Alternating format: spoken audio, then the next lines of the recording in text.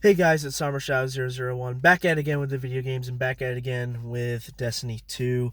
And more leaks about this so-called collapse and or next season depending on what it is. Um Now this is of course another 4chan leak. This I don't know. I mean, of course with every leak always going to say take it with a grain of salt. This isn't going to be happening. But this person supposedly works for Bungie, and which I don't believe. I think that's not real, which really puts all of these leaks into question. Is I feel like they wouldn't say, "Hey, I'm a Bungie dev and I'm leaking all this because I know people are upset about the current state of the game and that this will give you some ease on what's going to be coming." I don't think a Bungie dev would be willing to put his job on the line, his salary on the line, or her to do that. Which is where I think this stuff comes into question. But this does reinforce some stuff from the previous leak, in which this person claims that the person who made that leak was a former Bungie employee and had been working on Collapse for a while, but was stopped about a year ago. So he remembered what he could remember. Um, so there's some stuff that matches up, and there's stuff that doesn't, or stuff that he mentions has been scrapped, like the fact that the whole Darkness storyline was going to be in Destiny 3, but because of their split from Activision, that ended up getting scrapped and is now coming to Destiny 2. But I have my notes right here of what I took, and I'll let you know if stuff is kind of going off. But of course, the first thing is Europa and the Finality are still destinations that we're going to get, which I hope, because Europa's been teased for a while. We've known about Europa. So it'd be great if we get Europa, and that they are currently in development, of course. But he also mentions stuff about the boss that we know as the Winnower, which is what he said is not the name of the big bad. It's not the name of the big bad, and it's not the Darkness. It's more a agent of the Darkness akin to the Emissary from the Nine storyline. And he also talks about saying that the Winnower, that which is what we're calling because that's the only name we got right now, is still a raid boss, but that the raid is not going to take place entirely in the Finality. It's actually going to take place or start in the unknown space. Now, if you don't know what the unknown space is, that is basically the area you go where the Nine reside, where the Emissary resides. We've been to the unknown space a bunch. It's an asset that we have, but we never see or use. You have it in the Reckoning. You have it on some maps like Equinox. You used to have it when Trials of the Nine was a thing, and you had it when you were doing the weekly like Xur quest during Season of the Drifter. Now, that would be interesting considering that we don't use the unknown space at all, but it is an asset in the game that we definitely have. I think that is more plausible. I think it's an interesting idea of using a past asset and turning it into a new area that we can use for a raid. I do prefer that. It is something that I think is more plausible. But they also mentioned that the Finality will then be open to everybody when World's First happens, which makes sense. We got that with Forsaken when we got the Last Wish, when the first raid team that cleared it ended up corrupting, this whole thing with the Dreaming City. The Dreaming City was still open to people even before the raid, but it opened up this whole storyline that we still continue to do, even though it doesn't grant powerfuls anymore, that we still continue to do in the game. It's something that was interesting, something that was extremely well received, and I would understand why Bungie would be doing it again. Again, we don't know if this is true or not. It is very iffy, but we'll keep going here. But he also mentions that we'll get 4 new strikes, including ones on Titan and the EDZ, plus new zones. Now, this, I think, the 4 new strikes, I definitely agree could be a thing. I would love 4 more strikes. I'm so sick of doing the same strikes over again. But the problem I have is if you check that map in the IO bunker where the pyramid ships are going and their directed path, Titan is the place they'll land by the end of the season, and I think, and Meso Sean also thinks this, another YouTuber, and a lot of people think this, that destinations are going to get nuked because there are too many places in the game and there's not enough storage to hold that. For PC, that's not a problem, but for console players, it is, and there's a big console player community that's part of Destiny. And I do honestly think that they will start removing destinations by doing this, so I kind of feel like that's kind of far-fetched that we'll get something on Titan. And if it's not the case and we don't get stuff nuked, then it would be good to have another strike on Titan, because we only have one. There's only the one strike on Titan, and that's Savathun's song, and I'm sick of doing that strike over and over and over again. I need something new, and I need some more strikes to be engaging. So yeah, I would love some new strikes. And please, for the love of God, if we are getting 4 new strikes, don't have them be story missions in the game. I know it's happened and it keeps continuing to happen, and I don't like it at all. No one does. It's not fun. It's just replaying the same content over and over again. That's not what we meant by we want strikes to tie into the story. We don't want story missions that are strikes. Do what you did with the Sunless Cell. That's what we want. But yeah, they talk about that. Now here they talk about 2 exotics. One new, completely new exotic. The other one a returning exotic. I guess we'll start with a new exotic, which is an exotic sword called the Final Shape. Which sounds interesting. It sounds cool. The Final Shape has been mentioned before in lore, particularly the Unveiling lore, which I mentioned has the Winnower and the Gardener in it. So I think that's interesting. I think that could be plausible. Is it a sword? I don't know. It would be interesting to see some more exotic swords, but honestly, swords, well, at least back then, weren't in a great place. They are kind of now, and that's only because of the mods of the season, because they really wanted to buff swords in general, but we'll see. I guess we'll see. But the returning exotic that they're claiming is coming back is Dragon's Breath, which would be interesting. I would want Dragon's Breath back. It was, I mean, it was a horrible exotic in Destiny 1.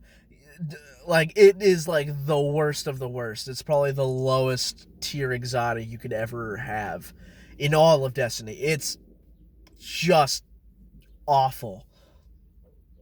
The only reason why people used it because it was cool was you could light a whole floor on fire because it had napalm rockets, and that's it. That's the only reason why people used it. It did barely any damage. It did nothing. There was no other reason to use it besides the fact that, oh, it looks cool when I fire it because fire spreads across the whole floor.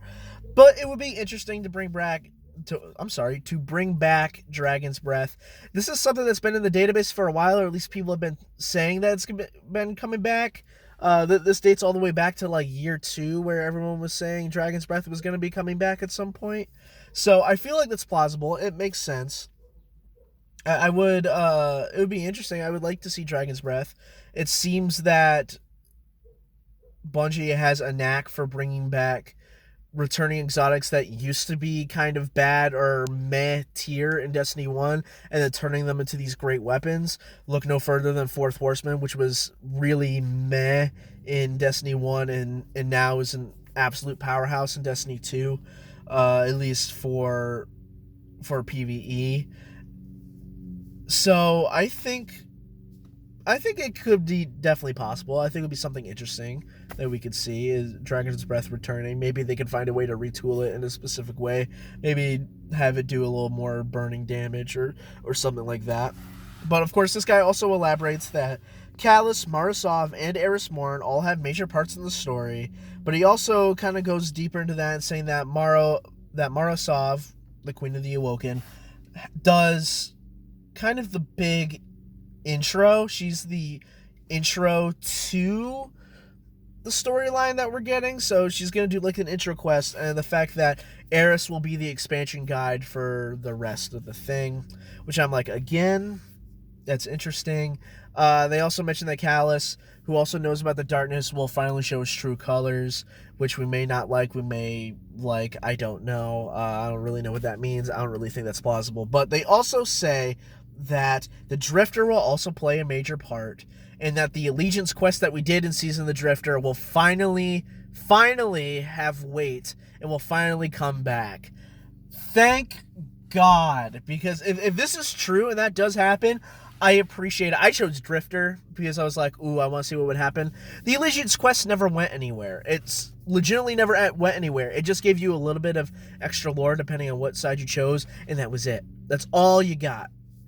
It wasn't worth it. It absolutely wasn't worth it. And even, actually, it doesn't even matter because I even ended up getting the lore if you choose the Vanguard side anyway. I end up getting it anyway, even though I sided with the Drifter. So it really didn't matter, and it got people really riled up because they played it up as this big thing. Oh, it's gonna change the game, it's gonna change your interactions with the Drifter and with the Vanguard and everything, and nothing ever happened. Besides doing a couple of quests, a couple of steps in a quest, and then finding tapes that the Drifter left for you that elaborated on the shadows of Yor and Shin Malphur. That's it. That's all you got. So I would love for this to be true, that the Allegiance quest will actually come back with its full weight, with us being allied with the Drifter or the Vanguard and having that really come into play with what's going on in the story. I think that is a really good idea and something that could really take shape on its own. That's assuming that this does happen. Now, here's the one that upsets a lot of people. That's really sad. Sky says, no darkness subclasses, they're not coming. Instead, they're going to be working on fine-tuning other subclasses and kind of making it more of a play-your-way type RPG system. That's it. No darkness subclasses, which if it is true, that's upsetting. It's extremely upsetting. God damn it, I want my darkness subclasses really bad. But it kind of makes sense. Assuming that we don't get any of that, but it would be interesting. I don't know how much more they can add. It's interesting. I don't know what else could really come out of darkness subclasses. I believe I actually took to Reddit and like put that out there saying, hey, if we do get darkness subclasses, what do you think would make sense? I got a bunch of stuff. I got a guy who wrote like 30 paragraphs long of just character sheets for like Titans and Warlocks, although I don't think he ended up doing a Hunter.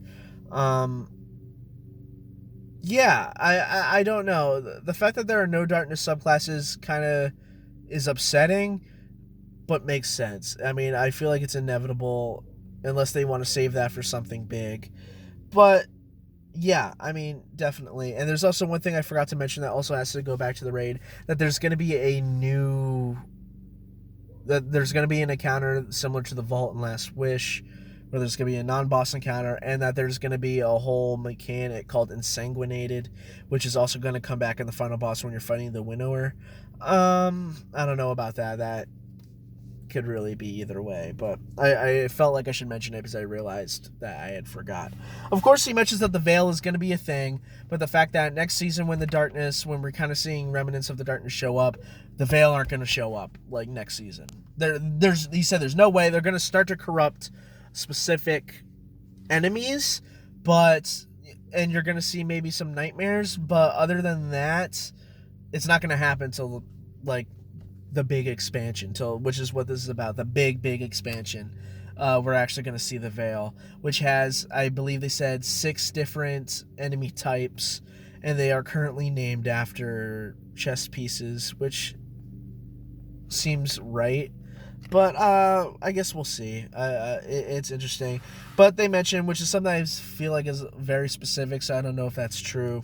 But they said that there will be a tease on June 8th and a full cinematic reveal July 6th. Now, it's true, we do get stuff in the summer. I believe but I believe season of Opulence last year started around that time, so I feel like that's a little too close to other stuff that they're revealing at the time. I would have to go back and check when they revealed Shadowkeep. I believe we were currently in Season of Opulence because it was because it was before we got Bad Juju, which we ended up getting way later on in Season of Opulence. So it was very early on in Season of Opulence, I believe. Like, I want to say the second or third week into Season of Opulence. So I don't expect it to be like the first week of this next season. They're going to be like, boom, year 4. I definitely don't think that's going to happen. But it would be, I feel like it's way too specific of a date that I don't think that's going to work.